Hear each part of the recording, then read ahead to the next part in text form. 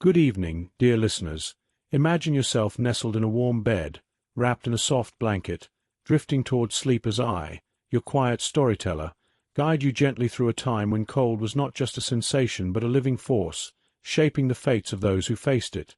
If you love immersive tales that blend history with the pulse of human struggle, please like, subscribe, and share your thoughts in the comments. Where are you listening from tonight? Let this story carry you to an age when the earth itself seemed to hold its breath, frozen in a relentless grip of ice. Close your eyes, and let the journey begin. The wind howls outside, a low, mournful wail that slips through the cracks of the cave's mouth, carrying with it the scent of snow and pine, sharp and biting, like a blade against your nostrils. You shift on the rough stone floor, feeling the uneven surface press into your back, the chill seeping through the thin layer of hides beneath you. Your breath forms faint clouds in the dim light, curling upward to mingle with the smoke from a small fire at the cave's center.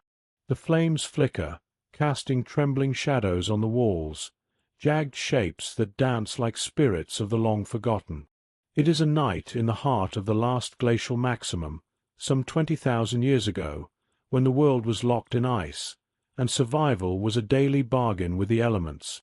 You are not alone. Around the fire, others huddle, their faces half-lit, eyes reflecting the glow like stars in a frozen sky. You are Kale, a young hunter of the clan, barely 20 winters old, your hands calloused from gripping a flint-tipped spear, your skin marked by the scratches of brambles and the burns of frost. The cold is your constant companion, a presence as familiar as your own heartbeat, yet tonight it feels heavier, as if the earth itself is pressing down on you. You pull the reindeer hide tighter around your shoulders, its coarse fur scratching against your neck, offering a fleeting warmth that does little to ease the ache in your bones.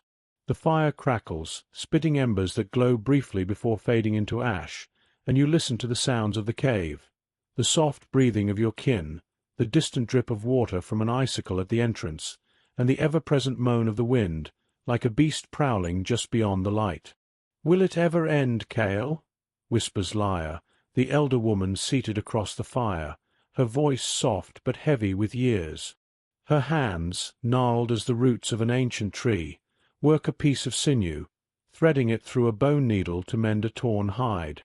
Her eyes, clouded yet sharp, meet yours, and you feel the weight of her question. Lyre has seen more winters than anyone, her stories woven into the clan's memory like threads in a tapestry. "The cold," she continues, her breath catching the firelight, "it takes and takes, but we endure. We always have."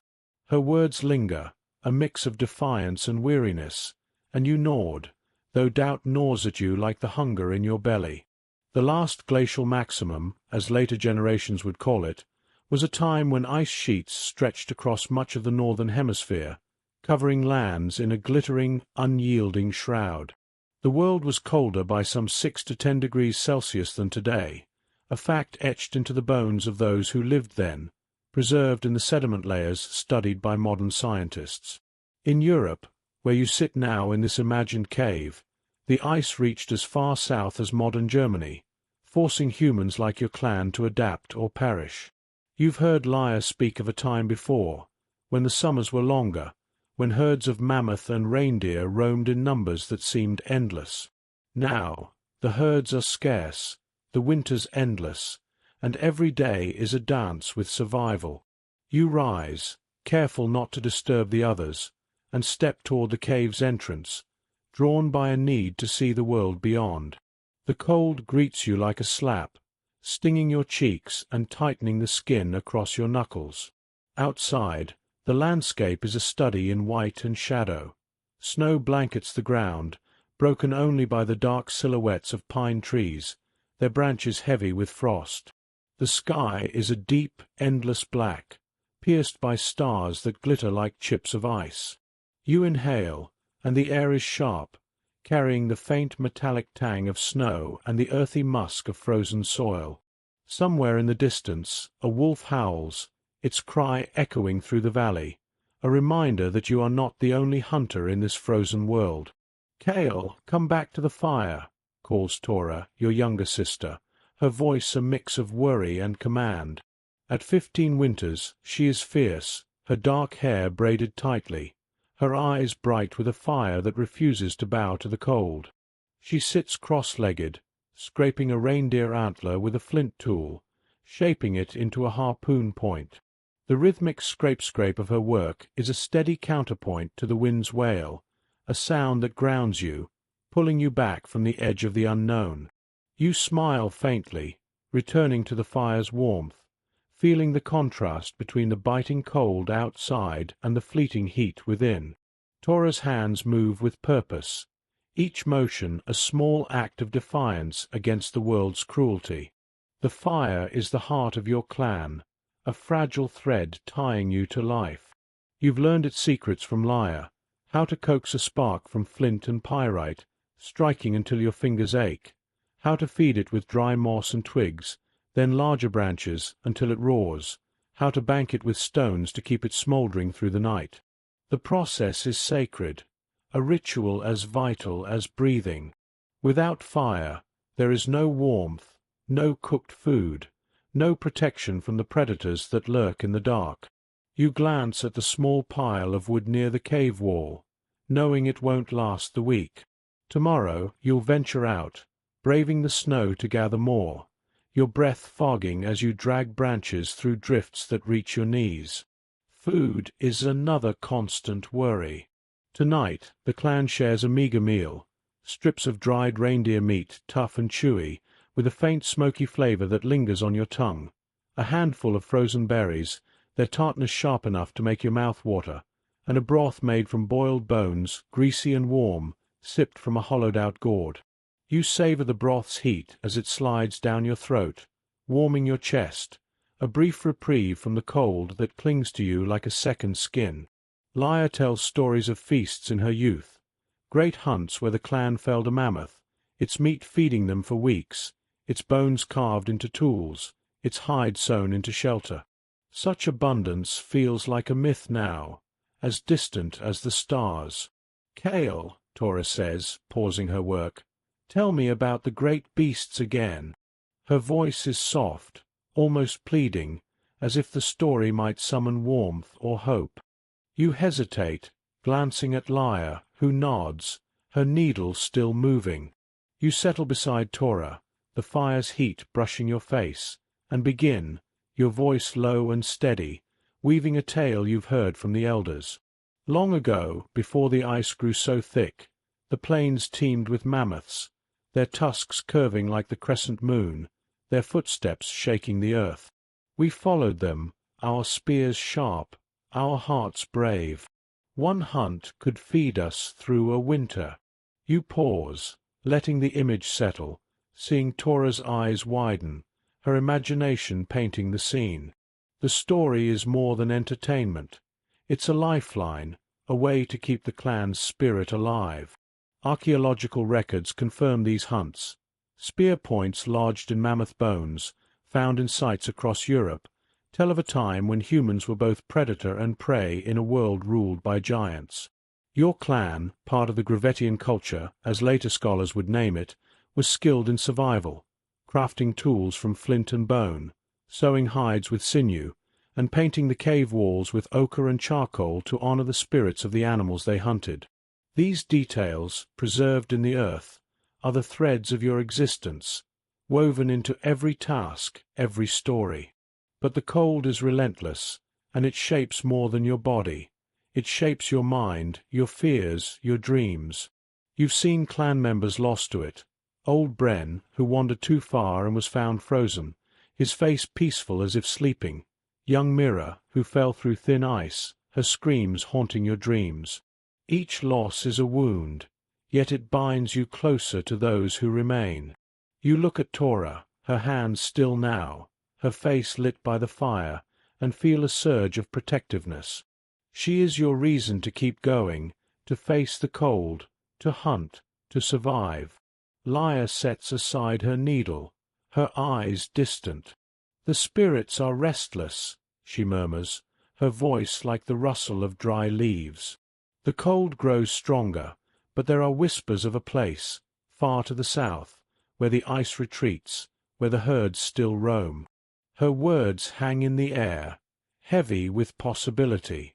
You've heard such whispers before, tales of warmer lands, of valleys untouched by frost, but they feel like dreams, too fragile to trust. Yet Liar's voice carries weight, and you see the others lean closer, their faces a mix of hope and doubt. What kind of place? Torah asks, her voice eager, breaking the silence.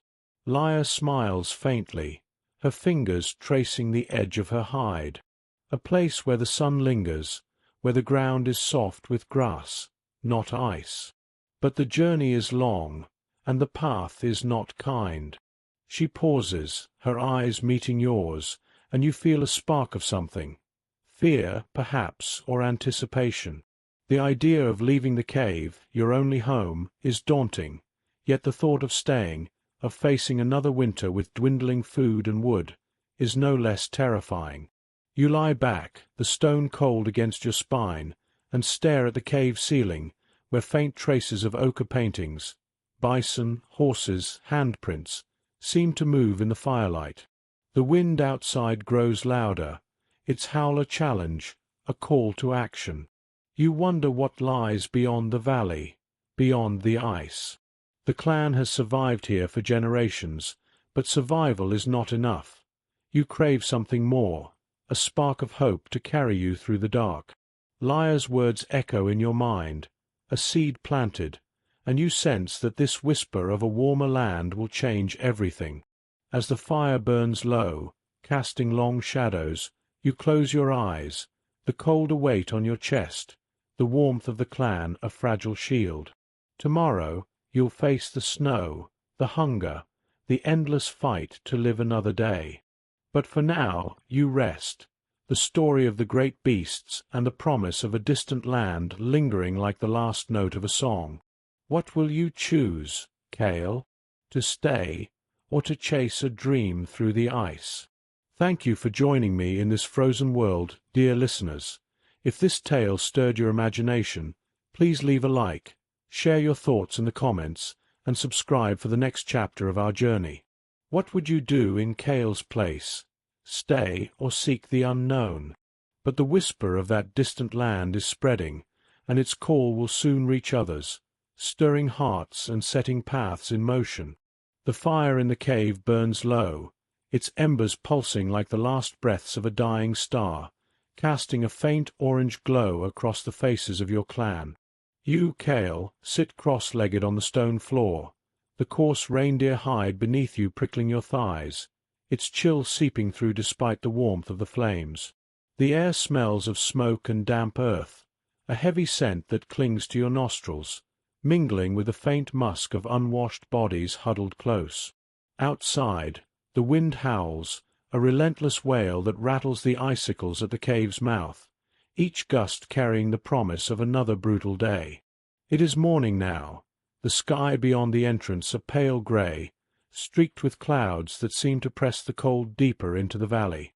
Your hands, rough from years of gripping spears, tighten around a bone cup, the broth inside long gone, leaving only a greasy aftertaste on your lips, sharp and faintly bitter. Liar's words from last night echo in your mind, a place where the sun lingers, where the ice retreats. The idea feels like a spark, fragile yet persistent, warming your thoughts even as your breath clouds in the frigid air. Around you, the clan stirs, their movements slow, deliberate, as if each motion is a calculation against the cold. Torah, your sister, kneels nearby, her fingers deftly weaving sinew through a hide to patch a tear, the soft scrape of a bone needle a steady rhythm against the wind's chaos. Her dark braid swings as she works, her face set with determination, though her eyes flick to you, searching for reassurance. "Kale," she says, her voice low, barely audible over the fire's crackle, "do you believe it? A land without ice?" Her question hangs, fragile as the morning light, and you hesitate, feeling the weight of every gaze in the cave. The clan gathers, a circle of 12 souls, their faces etched with hunger and hope. Lya sits at the center, her gnarled hands resting on her knees, her presence a quiet anchor. "We cannot stay," she says, her voice like the rustle of dry grass, steady yet worn. "The herds are gone, the wood scarce. The spirits whisper of a path south, where the earth is kind." Her words stir murmurs, a mix of fear and longing. Bren, a wiry hunter with a scar across his cheek, shakes his head, his voice sharp. "South, through the ice fields. We'll freeze before we see grass." His words cut, and you feel the tension ripple, a cold current beneath the fire's warmth. Lya's eyes meet yours, and you sense she expects you to speak, to bridge the divide. You stand, the hide falling from your shoulders, the cold biting your skin like tiny teeth. "I've seen the valley," you say, your voice steady despite the knot in your chest. "The reindeer are fewer each winter. If we stay, we starve. If we go, we might live." Your words are simple, but they carry the weight of truth, grounded in the reality of the last glacial maximum, when humans like your clan, part of the Gravettian culture, faced dwindling resources as ice sheets smothered the land. Archaeological evidence, scattered campsites, dwindling animal bones, shows clans moving south, following rumors of warmer valleys. You feel the clan's eyes on you, their breaths held, and you wonder if your courage is enough to lead them. Before the debate can deepen, a sound cuts through the cave, a low crunch of snow, steady and deliberate, approaching from outside. The clan freezes, hands reaching for spears, eyes darting to the entrance. You grip your flint-tipped spear, its smooth shaft familiar in your palm, and step toward the opening, heart pounding like the distant beat of a drum. The cold air stings your face as you peer into the grey dawn, where a figure emerges from the snow, a lone traveller cloaked in furs, his face shadowed by a hood. His steps are slow, each one sinking into the drift, the crunch of snow loud in the silence. He raises a hand, palm open, a gesture of peace, and calls out, his voice rough but clear, "I seek shelter, and I bring news." The clan parts as you lead the stranger to the fire, his furs dripping melted snow that hisses on the hot stones. He lowers his hood, revealing a weathered face, eyes bright with a spark of something, hope, perhaps, or madness.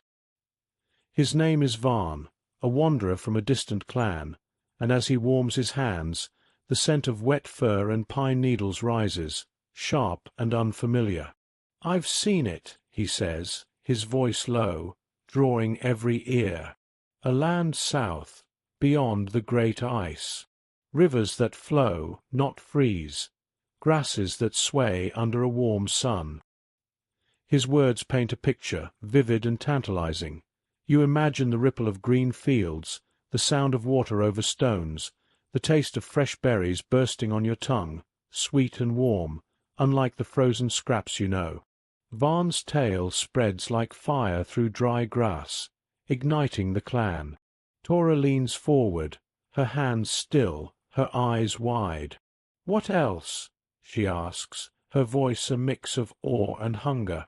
Varn smiles, his teeth stained but strong. "The herds are there, reindeer, horses, even the great beasts with tusks. But the path is long, through valleys where the wind cuts like a blade." He pauses, sipping broth from a gourd you offer, the steam curling around his face. "My clan went south. Some live. Some did not."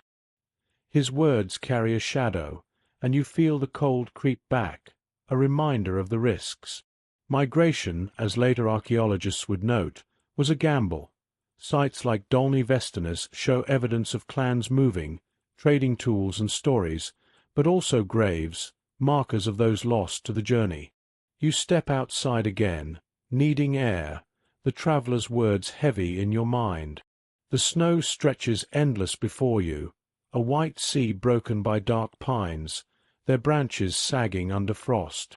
You touch the bark, rough and sticky with resin, its scent sharp in the cold. The wind carries a faint howl, a wolf, perhaps, or something larger, and you shiver, not just from the cold but from the choice looming. To stay is to cling to the known, to the cave's fragile safety, but to go is to chase a dream through a world that punishes hope. You think of Torah, her fierce spirit, of Lyre, her quiet wisdom, of the clan, your only family. What would it mean to lead them into the unknown? Back inside, the clan buzzes with Varn's tale, voices overlapping like the chatter of birds at dawn. Lyre watches silently, her eyes unreadable, while Torah peppers Varn with questions, her hands gesturing wildly. You sit, the stone floor cold against your legs, and let the fire's warmth brush your face, its crackle a steady pulse. You imagine the south, the rivers Varn described, their sound a soft rush, unlike the brittle snap of ice. But doubt lingers, heavy as the snow outside. What if the journey breaks you? What if the warm land is a lie, a story spun by a desperate man? The day passes in preparation, the clan's energy shifting from debate to action. You help Torah pack hides, their weight heavy in your arms, the coarse fur catching on your fingers. Bren sharpens spears, the scrape of flint against bone a sharp counterpoint to the wind. Lyre sorts dried meat, her hands slow but precise, the faint smell of smoke rising as she works. Each task is a step toward departure, yet each feels like a farewell to the cave, its walls marked with the stories of your kin. You trace a handprint in ochre, its edges blurred by time, and wonder if your journey will leave a mark, or be lost to the ice. As night falls, the fire burns brighter, fed by the last of the wood. Varn sits with you, his presence both comfort and challenge. The path begins at the river's bend, he says, his voice low, but you must cross the ice fields first. His words are a map, incomplete yet compelling, and you feel the clan's eyes on you, waiting for your decision. You look at Torah, her face lit by the flames, and Lyre, her hands still, and know the choice is yours. The wind outside grows quiet, a rare pause, and in that silence you hear your own heartbeat, steady but quick. You lie down, the cold stone a familiar ache, the fire's warmth a fleeting embrace. The clan sleeps, their breaths a soft chorus, but your mind races, painting the south in colors you've never seen. Green, gold, alive. Yet the path to it is a shadow, filled with dangers you cannot name. Tomorrow you will lead the first steps, but tonight you rest, the traveler's words a spark in the dark. What lies beyond the ice fields, and who will you become on the journey? Thank you for walking this frozen path with me, dear listeners. If this tale stirred your heart, please like, share, and comment. What would you risk for a chance at warmth? Subscribe for the next chapter, where the clan's journey begins, and a sign in the snow hints at what awaits. But as the fire dies and the cold creeps closer, a new shadow moves in the night, watching, waiting. The snow crunches under your feet, each step a sharp, grinding sound that echoes in the stillness of the dawn, as if the earth itself protests your passage. You, Kale, lead the clan through a narrow valley, your breath fogging in the frigid air, a faint cloud that disperses like a fleeting dream. The reindeer hide wrapped around your shoulders is heavy with frost, its coarse fur stiff against your neck, scraping your skin with every movement. The cold bites at your fingers, numbing them despite the mittens sewn from hair pelts, their soft texture a distant memory under the ice's relentless grip. The sky above is a pale, unyielding grey, streaked with clouds that seem to press the cold closer, and the distant pines stand like silent sentinels, their branches sagging under snow. The air carries the sharp tang of frozen earth and the faint, acrid scent of pine resin, a reminder of the world's unyielding austerity. It is the third day since your clan left the cave, driven by Vaughan's tales of a warmer south, a land where rivers flow and herds roam. The journey has been grueling, each step through knee-deep drifts a test of will. You glance back at the 12 souls trailing behind. Torah, your sister, her face set with determination, her spear clutched tightly. Laia, the elder, leaning on a staff carved from antler, her breath labored but steady. Bren, the scarred hunter, scanning the horizon with wary eyes. The clan's possessions are bundled in hides, slung across shoulders or dragged on crude sleds of lashed branches. Their wood slick with ice, creaking under the weight. The sound of their scraping mixes with the wind's low moan, a chorus of effort and endurance, and you feel the weight of leadership settle deeper, a cold stone in your chest. You pause to rest in a shallow hollow, sheltered by a rocky outcrop that blocks the worst of the wind. The clan gathers, their faces flushed from cold, and you kneel to kindle a fire, striking flint against pyrite until sparks catch on a nest of dry moss. The flames are weak at first, their warmth a faint kiss against your palms, but they grow, crackling softly, releasing a smoky scent that mingles with the crisp air. Torah distributes strips of dried reindeer meat, their texture tough, the smoky flavor sharp on your tongue, paired with a handful of frozen berries, their tartness a fleeting burst of life. You sip broth from a bone cup, its greasy warmth sliding down your throat, easing the ache in your belly. "This is our strength," Laia says, her voice like the rustle of leaves, as she chews slowly, her eyes distant. "Every bite, every spark, keeps us alive." Survival in the last glacial maximum, as later archaeologists would note, was a matter of meticulous craft. The Gravettian people, your ancestors, were masters of adaptation, their lives woven from the materials of a harsh world. Flint tools, bone needles, hides stitched with sinew. Sites like Pavlov and Dolny Vesternis reveal their ingenuity. Beads carved from mammoth ivory, hearths lined with stones, shelters built from bones and hides. Your clan mirrors this, each task a ritual of endurance. Torah, beside you, works a bone awl, piercing a hide to repair a torn mitten, the soft scrape of bone on leather a steady rhythm.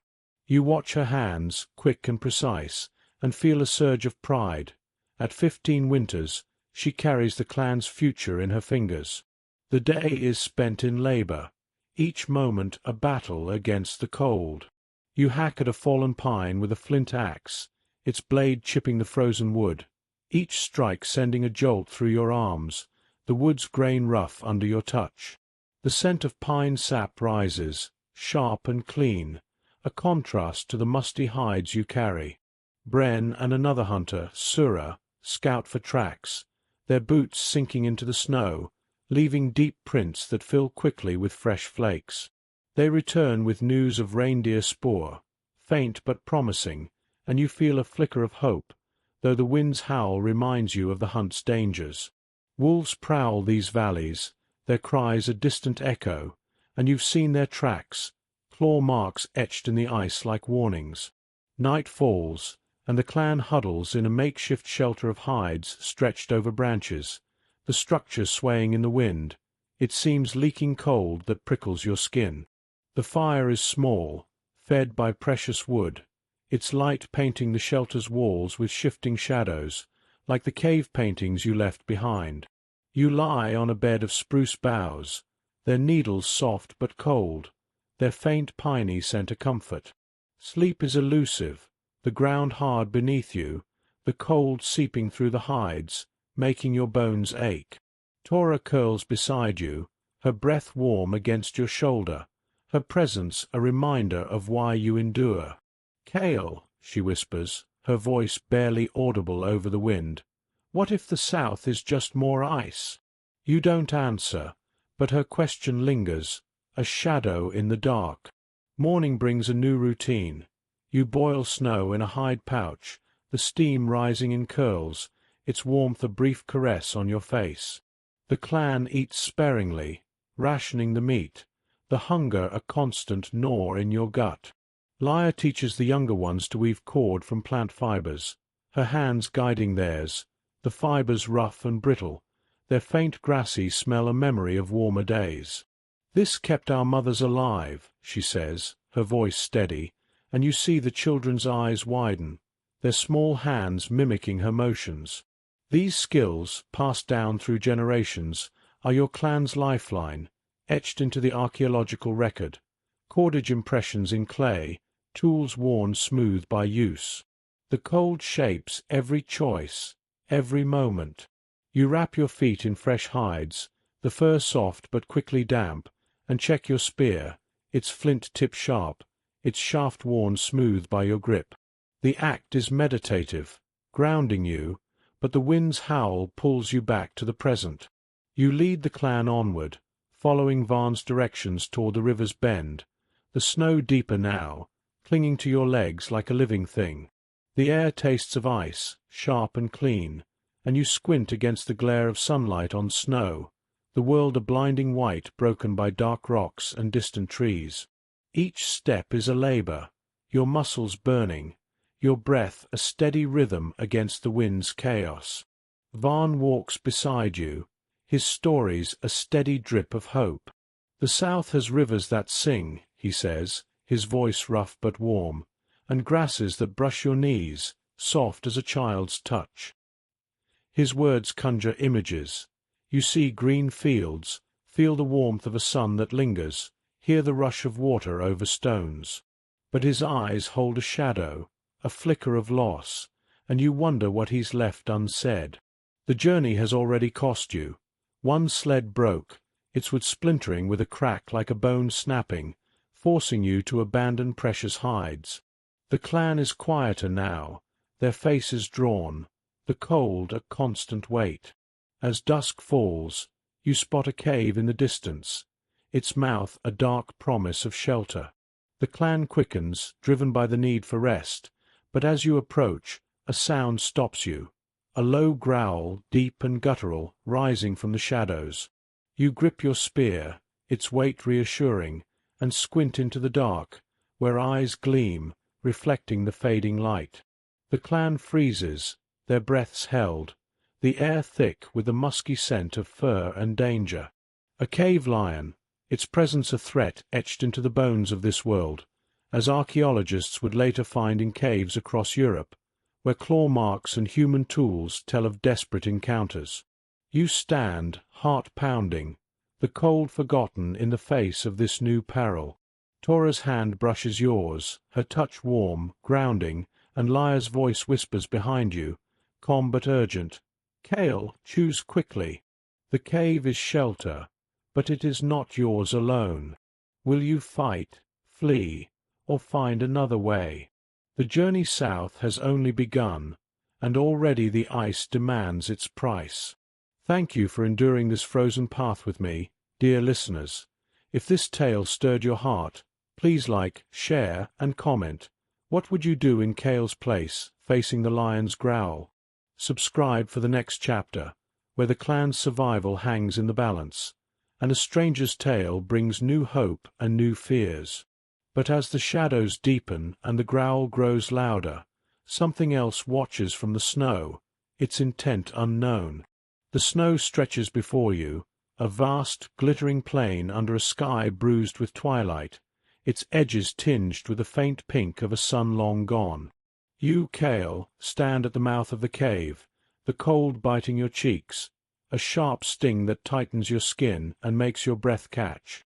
The reindeer hide across your shoulders is heavy, its fur matted with frost, scraping your neck with each gust of wind that carries the scent of ice and distant pine. The clan huddles inside, the fire's glow a fragile beacon against the dark, its crackle a soft counterpoint to the low growl that lingers in your memory. The cave lion, driven off with spears and shouts, but not forgotten. Your hand grips the flint-tipped spear, its smooth shaft worn by your palm, a reassurance as you scan the horizon, where shadows move, too deliberate to be mere tricks of light. The encounter with the lion was a victory, but a costly one. Bren's arm is bound in hides, blood seeping through from a claw's graze, the coppery smell sharp in the close air of the cave. Tora kneels beside him, her fingers deftly retying the bandage, the coarse sinew rough against her skin, her breath steady despite the worry in her eyes. Lya sits by the fire, her gnarled hands weaving cord from plant fibers, the faint grassy scent rising as she works, her voice a low hum of a song older than memory. The clan is weary, their faces drawn, the journey south wearing them thin like a blade honed too long. Yet Varn's tales of a warmer land keep you moving, each step a gamble against the ice that grips the world, as it did 20,000 years ago during the last glacial maximum, when humans like your clan, Gravettian by later naming, forged paths through a frozen Europe. You turn back to the cave, the stone floor cold under your boots, their leather damp and stiff, creaking with each step. The fire's warmth brushes your face, a fleeting caress, and you settle beside Torah, the smoky air thick with the scent of burning pine and drying hides. "We can't stay here," you say, your voice low, carrying the weight of the lion's threat and the dwindling food. Lya nods, her eyes meeting yours, clouded yet sharp. "The river's bend is near," she says, her voice like the rustle of dry leaves. "Varn says it leads south, to others who know the way." Her words stir the clan, a ripple of hope and fear, and you feel the responsibility settle heavier, a cold stone in your chest. Dawn breaks, grey and unrelenting, and you lead the clan onward, the snow crunching underfoot, each step a labour that burns your thighs. The river's bend appears, its frozen surface glinting under the weak sun, a ribbon of ice winding through the valley. You pause, the air sharp with a clean metallic tang of snow, and spot movement on the far bank. Figures, cloaked in furs, their silhouettes blurred by falling snow. Your heart quickens, the spear's weight grounding you, and you raise a hand, signalling peace, as Varn steps forward, his voice carrying across the ice. "We seek the south," he calls, his words echoing, a sound both bold and vulnerable. The strangers approach, 5 in number, their furs adorned with beads of bone and shell, glinting like stars against the dark pelts. Their leader, a woman with hair braided with feathers, steps forward, her eyes sharp as flint, her hands empty but ready. "I am Silene," she says, her voice clear, accented with a cadence unfamiliar yet musical, like the trill of a distant bird. The air shifts, carrying the scent of their furs, musky, tinged with herbs you don't know, a warm, spicy note that stirs your curiosity. You lower your spear, feeling the clan's eyes on you, and offer your name, your voice steady despite the pulse in your throat. "Kale, of the Cave Clan. We seek the warm lands." Silene's group is different, their ways a mirror and a mystery. Archaeological records of the Gravettian culture show such encounters, trade networks stretching across Europe, beads and tools exchanged, hints of cultural fusion in shared styles of art and craft. Their furs are sewn with intricate patterns, the sinew dyed red with ochre, a sight that draws Torah's gaze, her fingers twitching as if to trace the stitches. They carry spears tipped with bone, not flint, their shafts carved with swirling lines, smooth under your touch when Silene offers one to inspect.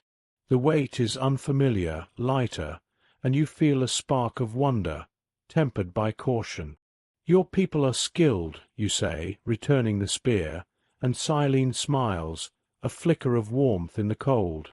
The clans share a fire, built on the river bank, its flames leaping high, casting long shadows that dance across the snow. The warmth is a relief, thawing your fingers, though the wind still bites at your ears, its howl a distant chorus. Silene's people offer food, dried fish, its flavor sharp and salty, bursting on your tongue, a taste so vivid it pulls a gasp from Torah. "How do you make this?" she asks, her voice eager, and Silene's companion, a young man named Torv, explains, his hands gesturing as he describes nets woven from reeds, cast into rivers far from here. The story paints a picture. You imagine water rippling under sunlight, the splash of fish, the feel of wet reeds against your palms, a world so different from your ice-bound valley. Yet differences spark tension. Bren, his arms still bound, eyes the strangers warily, his voice low as he leans toward you. Their ways are strange, Cale. Can we trust them? His words carry the weight of survival, a reminder of the lion, the cold, the hunger. You glance at Silene, who sings softly, her voice a melody that weaves through the fire's crackle, a song of stars and rivers, unfamiliar yet haunting.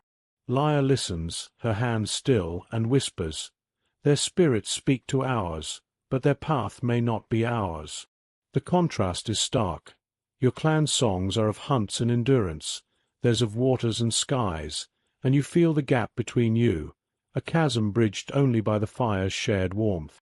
The exchange deepens as night falls, the sky a deep black studded with stars, their light cold and distant. Silene's people share a drink, poured from a hide pouch, its taste sharp with fermented berries, warming your throat, a heat that contrasts the icy air. You offer them a carved bone pendant, a gift from Lyra, its surface etched with a bison's form, smooth under your fingers.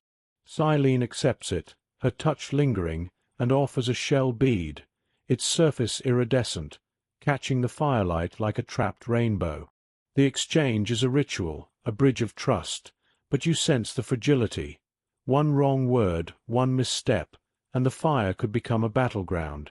Tora, ever curious, sits with Torv, learning to weave a net, the reeds rough and pliable, their grassy scent a faint promise of spring. "Your rivers," she says, her voice soft, "do they never freeze?" Torv laughs, a sound like stones tumbling, and describes a land where water flows year-round, a tale that makes your heart ache with longing. But Bren's scowl deepens, his hand resting on his spear, and you feel the tension rise, a current beneath the surface. The clans are allies for now, but survival breeds suspicion, and you wonder how long this peace will hold. As the fire dies, the cold creeps closer, its touch a reminder of the journey ahead. You lie on the snow, a hide beneath you, its fur damp but warm, and listen to the mingled sounds, the fire's last crackle, Silene's soft song, the wind's distant wail. The stars above seem closer now, their light a guide, but the stranger's presence is a puzzle. Will they join you, or part ways? Their skills could ease your path, but their differences might break you. You close your eyes, the cold a weight, the warmth of the clan a fragile shield. Tomorrow you'll decide, but tonight a new sound stirs, a faint cry, human or beast, echoing from the dark. Thank you for sharing this firelit meeting with me, dear listeners. If this tale sparked your imagination, please like, share, and comment.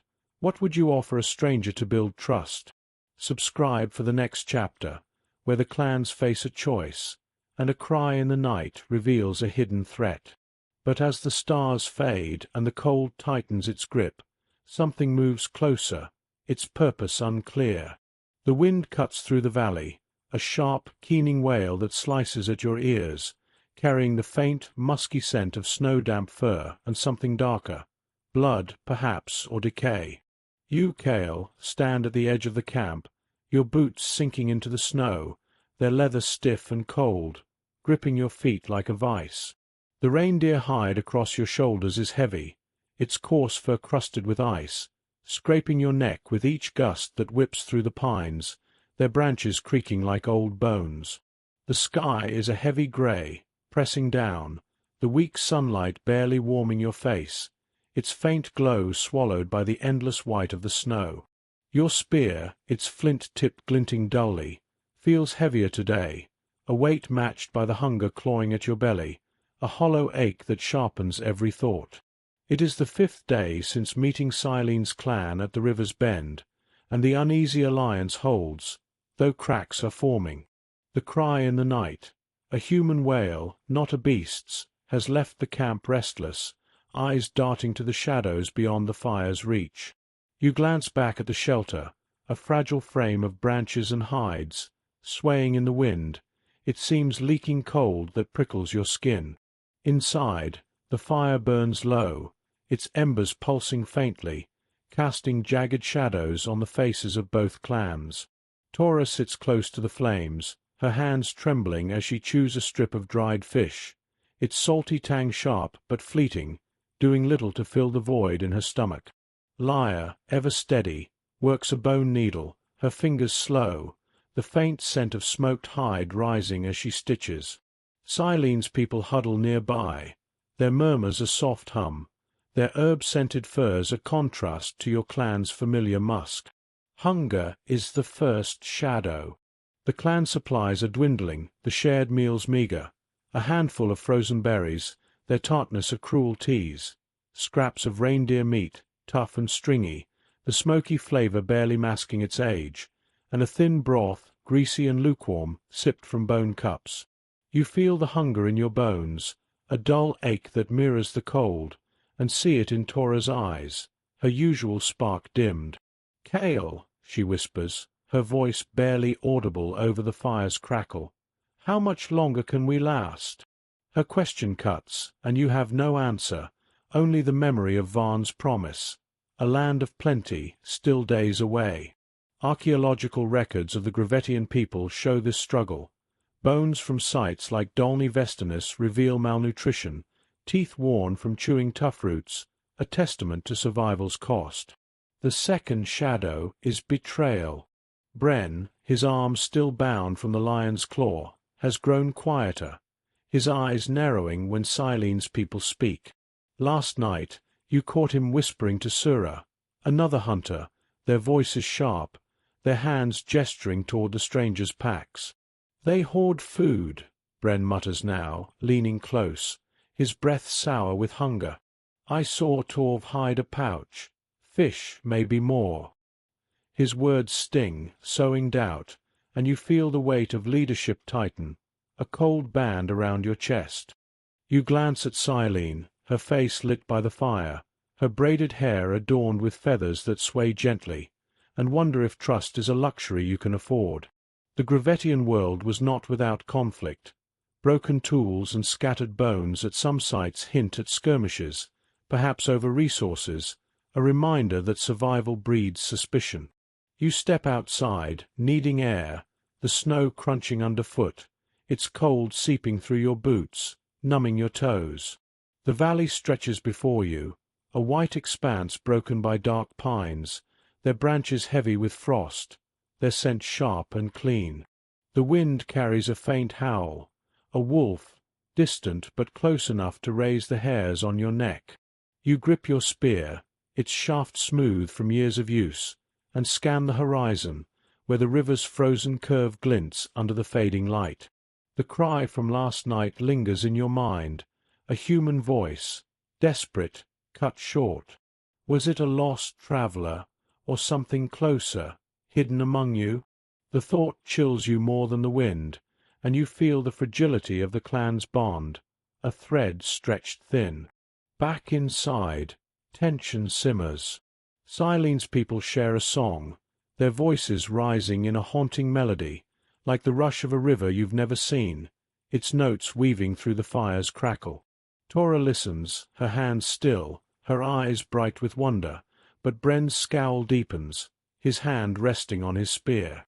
"Their songs won't feed us," he mutters, and you feel the air shift, heavy with unspoken accusations. Lyra, her needle paused, speaks softly, her voice a calm anchor. "Hunger makes enemies of friends, Kale. Watch closely." Her words echo the wisdom of her years, and you nod, though doubt gnaws at you, sharp as the hunger in your gut. The third shadow is danger, and it comes at dusk. You're gathering wood, the axe's flint blade chipping at a frozen pine, each strike a jolt through your arms, the wood's grain rough and unyielding. The scent of pine sap rises, sharp and sticky, a faint comfort. Tora works beside you, her breath fogging, her hands red from cold as she stacks branches, their bark brittle under her touch. Suddenly a shout, Sura's voice, sharp and urgent, from the camp. You drop the axe, its thud muffled by snow, and run, your spear in hand, the cold air burning your lungs. The camp is chaos. Silene's people stand, weapons drawn, facing Bren, who holds a pouch, its contents, dried fish, spilled across the snow, their salty scent sharp in the air. "You stole this," Torv accuses, his voice a growl, his bone-tipped spear raised. Bren's face is hard, his eyes defiant. "You hide food while we starve," he snaps, and the clans close ranks, your people behind you, Silene's behind her. You step between them, heart pounding, the cold forgotten in the heat of conflict. "Enough!" you shout, your voice echoing, a desperate bid for peace. Silene meets your eyes, her face unreadable, and lowers her spear, but the tension remains, a blade poised to fall. Such moments, as later archaeologists would note, were common in the Gravettian world, where scarce resources sparked violence, leaving broken bones and shattered tools as evidence. Night falls, the fire weaker now, its light barely reaching the shelter's edges. You sit, the stone floor cold through the hides, and watch the clans, their faces shadowed, their breaths a soft chorus. The spilled fish was shared, a fragile truce, but trust is frayed. Tora curls beside you, her warmth a comfort, and whispers, "What if we're wrong to trust them, Kale?" Her question lingers, unanswered, as you taste the last of the fish, its salt lingering on your tongue, a reminder of the cost of survival. Lyre's song hums faintly, a thread of hope, but the wind outside grows louder, carrying a new sound, a crunch of snow, too steady, too close. You rise, spear in hand, and step into the dark, the cold a slap against your face, the snow's glare blinding under the starlight. The sound grows clearer, footsteps, deliberate, circling the camp. Human or beast, you cannot tell, but the air carries a faint, unfamiliar scent, musk, perhaps, or something sharper, like fear. The clans stir, eyes wide, and Silene joins you, her presence a question. The journey south has bound you, but the shadows are closing in, and survival demands a price you're not sure you can pay. The snow crunches beneath your boots, a sharp, rhythmic sound that marks each step through the valley, the cold biting at your toes through the damp leather, stiff and unyielding. You, Kale, lead the combined clans, yours and Silene's, past the river's bend, the weight of your reindeer hide heavy on your shoulders, its coarse fur crusted with frost, scraping your neck with every gust of wind. The sky above is a deep indigo, studded with stars that glitter like chips of ice, their light casting faint shadows on the snow, a vast white expanse broken by dark pines swaying in the distance. The air carries the clean, metallic tang of snow, laced with the faint musk of the clan's furs, a reminder of the fragile truce forged after last night's confrontation. Your spear, its flint tip glinting, feels reassuring in your hand, though the memory of the circling footsteps, human or beast, lingers, a shadow in your mind. The clans have moved as one since the spilled fish incident, the tension eased by shared hunger and a shared enemy, the cold. You found a sheltered hollow, ringed by rocks and pines, where the wind's howl is muted, a low moan that weaves through the branches. The clans work together now, building a camp, their movements a dance of necessity. You drive a branch into the snow, its wood rough and splintered, the effort warming your arms despite the chill that numbs your fingers. Tora, beside you, stretches hides over the frame, her hands quick, the sinew rough against her palms, the faint smell of smoked leather rising as she ties knots. Silene's people add their skill, weaving reeds into mats, their grassy sent a faint promise of warmer lands, their hands moving with a rhythm unfamiliar yet mesmerizing. The fire at the camp's center burns bright, its flames leaping, casting a warm glow that paints the faces of both clans, their features softened by the light. The crackle of burning pine fills the air, a steady pulse against the wind's distant wail, and the scent of smoke mingles with the sharp tang of boiling broth, its greasy warmth rising from a hide pouch. You sit, the snow-packed ground cold through the hides beneath you, and share a meal. Strips of dried fish from Silene's clan, their salty flavor sharp on your tongue, paired with your clan's frozen berries, their tartness a burst of life. The act of eating together feels sacred, a bond forged in scarcity, as if the fire itself knits you closer. Lyra, her gnarled hands resting on her knees, smiles faintly, her voice like the rustle of dry leaves. "A fire shared is a family made," she says, and you feel the truth of it, a warmth deeper than the flames. The Gravettian people, as archaeologists would later call your kin, built communities through necessity, their lives etched into the earth, hearths lined with stones, tools traded across vast distances, and art, ochre paintings, carved beads, shared in moments like this. Your camp mirrors these ancient gatherings, a fragile society born of survival. Silene's people teach you to weave nets, their reeds pliable but rough, their grassy sent a faint echo of rivers unfrozen. Tora, eager, learns quickly, her fingers weaving with torves, their laughter a soft chime that cuts through the cold. You watch, the fire's heat brushing your face, and feel a flicker of hope, though Bren's scowl, his arm still bound, reminds you of the trust still mending. Night deepens, the stars brighter now, their light a cold guide above the camp. The clans gather, their voices rising in stories, a tapestry of sound that weaves through the fire's crackle. Silene tells of a river spirit, her voice a melody, painting a world of flowing waters and green banks, the rush of liquid a sound you can almost hear. You share a tale of the great beasts, your voice low, describing mammoths whose tusks curved like moons, their footsteps shaking the earth, a story rooted in the bones found in Gravettian sites, evidence of hunts that fed clans for winters. The stories blend, a bridge between your worlds, and you feel the camp become a community, its warmth a shield against the ice. Yet the shadow of last night's footsteps lingers.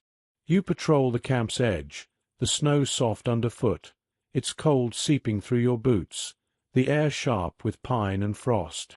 The wind carries a faint sound, a rustle too deliberate for branches, and you grip your spear, its shaft smooth, your heart a steady drum. Silene joins you, her presence quiet, her feather-adorned braid swaying, the faint herbal scent of her furs unfamiliar yet grounding. "You heard it too," she whispers, her eyes scanning the dark, and you nod, the shared vigil a new bond.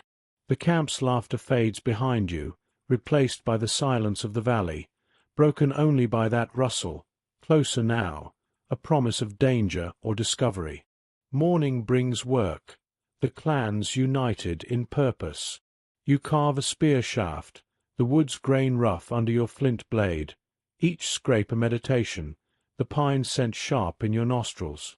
Tora and Torv weave nets, their hands brushing, their laughter a spark of joy in the cold.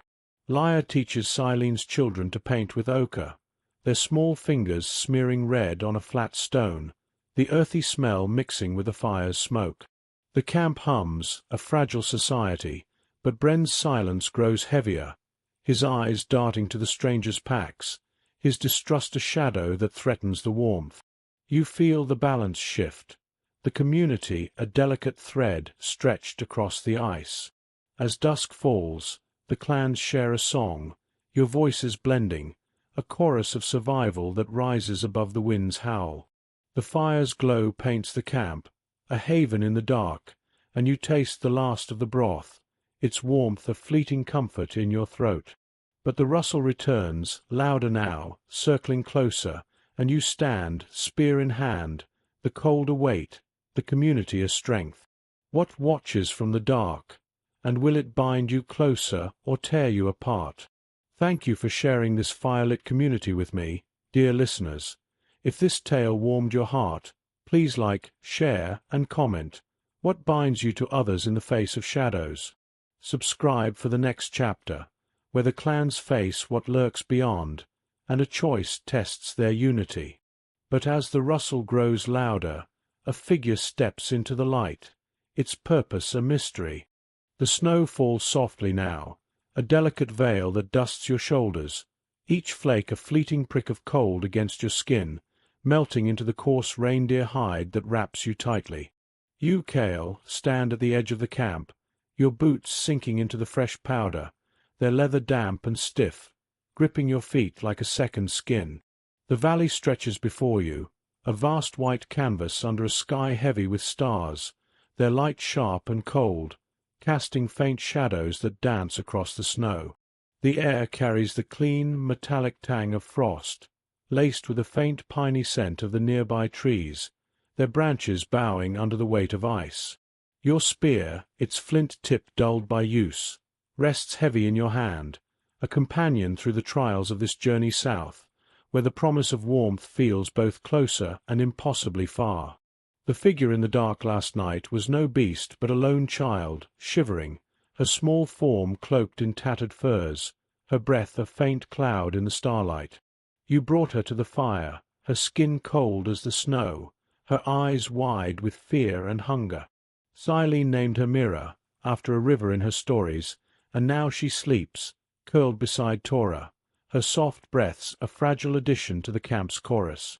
The clans, yours and Silene's, have grown closer, their shared fire a bond forged through hunger and danger, yet the child's arrival stirs new questions. Where is her kin, and what drove her to wander alone? The wind howls softly, a low moan that weaves through the pines, carrying the musky scent of fir and the faint, unsettling trace of smoke, not from your fire, but something distant.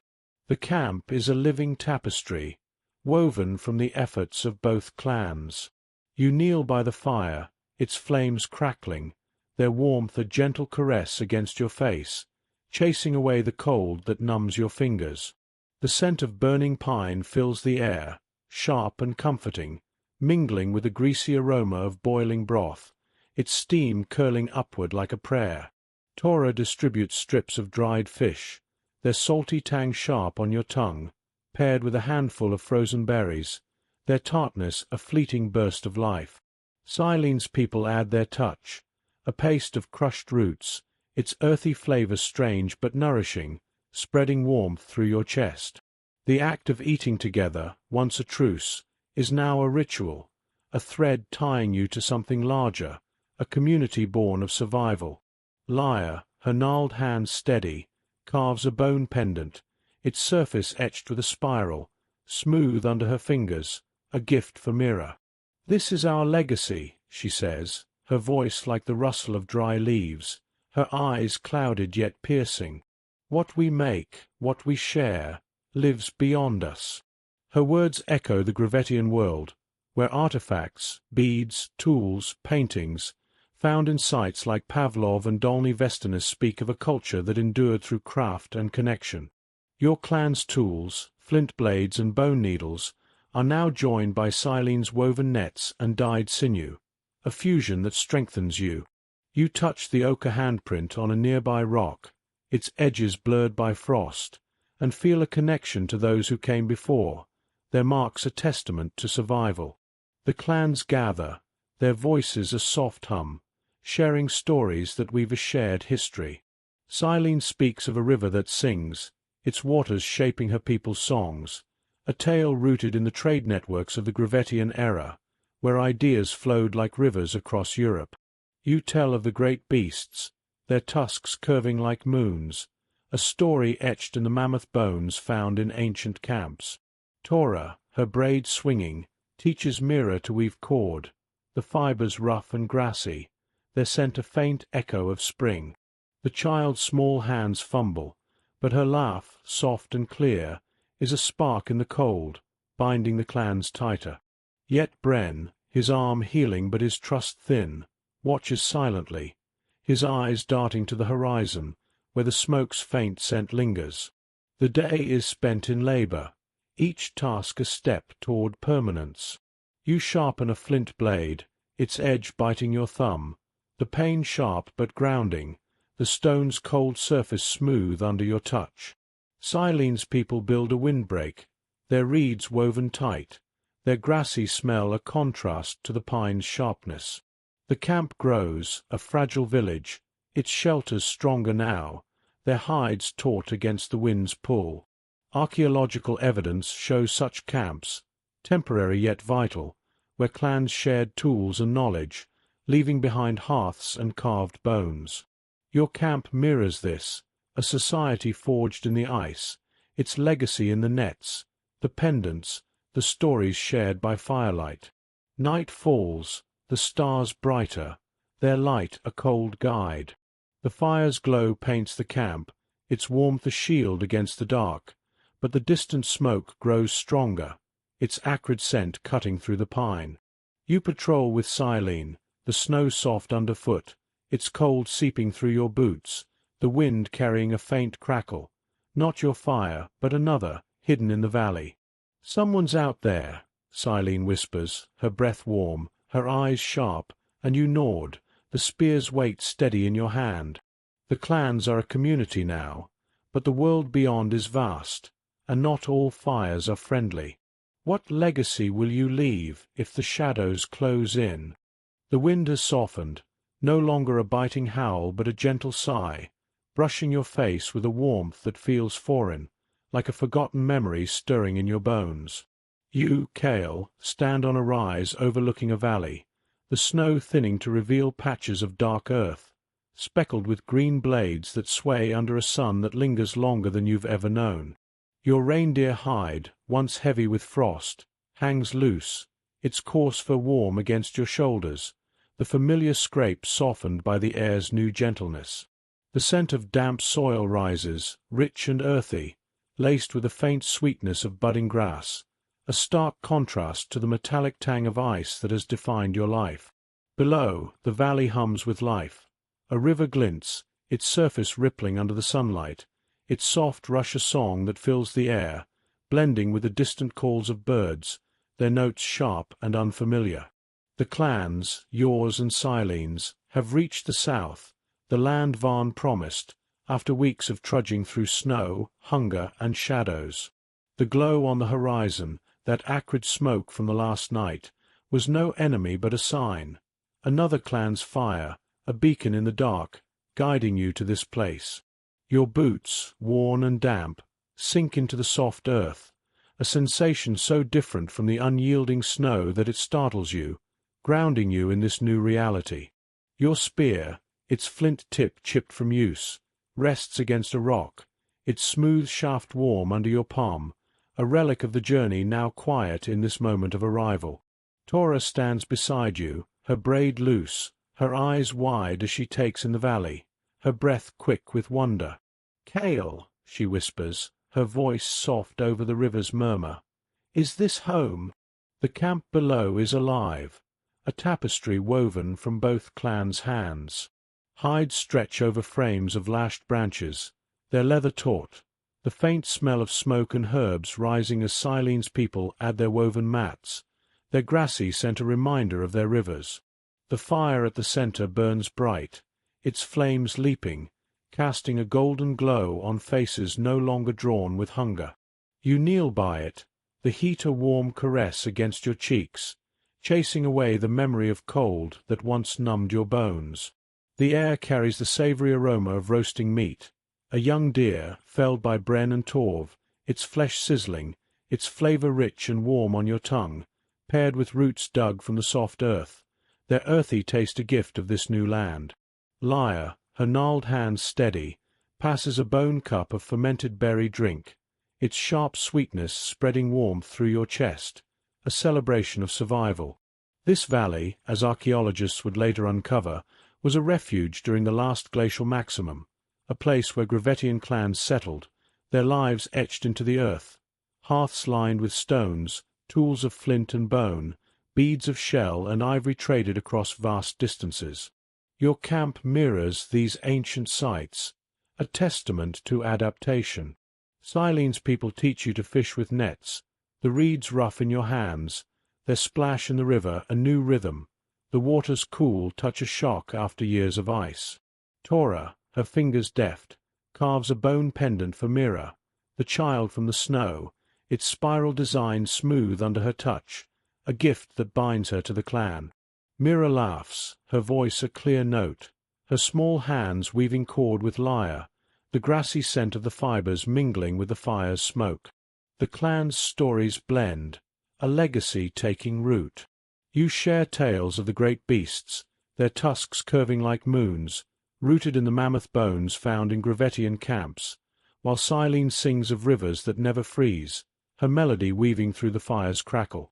Bren, his arm healed, tells of the lion's defeat, his voice softer now, his trust mended by shared labor. The stories are more than memory. They're a bridge to the future, like the ochre paintings on the cave walls you left behind, their handprints and bison shapes a mark of your people. Here you paint on flat stones, the ochre's earthy smell grounding you, the red smears a promise to those who'll come after. Yet the journey's cost lingers. You walk the valley's edge, the grass soft underfoot, its blades brushing your legs, a sensation so gentle it feels like a dream. The river's rush fills the air, but a faint unease stirs, the memory of the child's lone cry, the smoke that led you here. Silene joins you, her feather-adorned braids swaying, the herbal scent of her furs familiar now. This land is kind, she says, her voice steady, but others will come, seeking it too. Her words echo the Gravettian world, where fertile valleys drew clans, leaving traces of trade and conflict in scattered tools and broken bones. You nod, the spear's weight a reminder of vigilance, the warmth of this land a fragile gift. Night falls, the stars bright, their light a guide across time. The fire's glow paints the camp, its warmth a haven, and you lie on a bed of grass, its softness a stark contrast to the stone of the cave. The clan's voices rise, a song of rivers and hunts, a chorus that binds you. You taste the last of the deer, its richness lingering, and feel the weight of survival lift, replaced by a quiet hope. This valley is home, for now, its legacy in the nets, the pendants, the stories shared. But as you drift toward sleep, the river's song shifts, a faint discord, a ripple, too steady, too close, hinting at something moving in the dark. Thank you for walking this final path with me, dear listeners. If this tale stirred your heart, please like, share, and comment. What legacy will you leave in your own story? Your world, warm and lit by modern light, carries echoes of Kale's journey. In the food you share, the stories you tell, the communities you build. Subscribe for more tales that bridge past and present. But as the clans sleep under the stars, the river whispers a new secret, one that may yet call them to rise.